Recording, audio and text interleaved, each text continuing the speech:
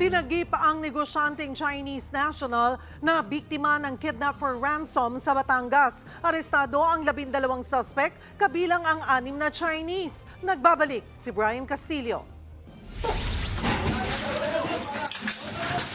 Pwersahang pinasok ng mga operatiba ng PNP Anti-Kidnapping Group ang bahay na ito sa Santo Tomas, Batangas.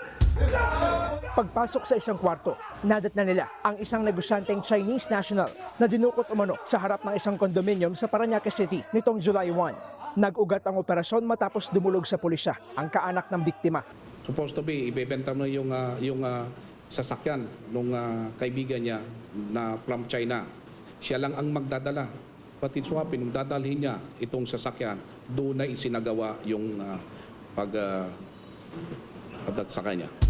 Sinaktan pa raw ng mga sospek ang biktima at pinukpok sa ulo gamit ang baril.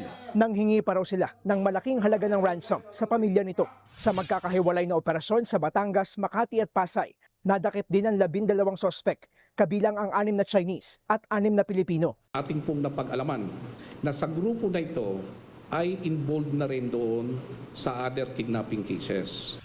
Bukod sa mahigit 1 milyong pisong pera, droga at baril na recover sa mga sospek ang mga bagong tahing uniforme ng security guard at pulis. Nasa maayos na kondisyon na ang biktima habang wala namang pahayag ang mga inarestong sospek. Mahaharap sila sa reklamong kidnap for ransom at serious illegal detention.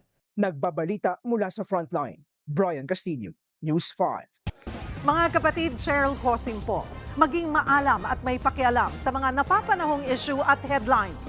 Mag-follow at mag-subscribe na sa social media pages ng News 5.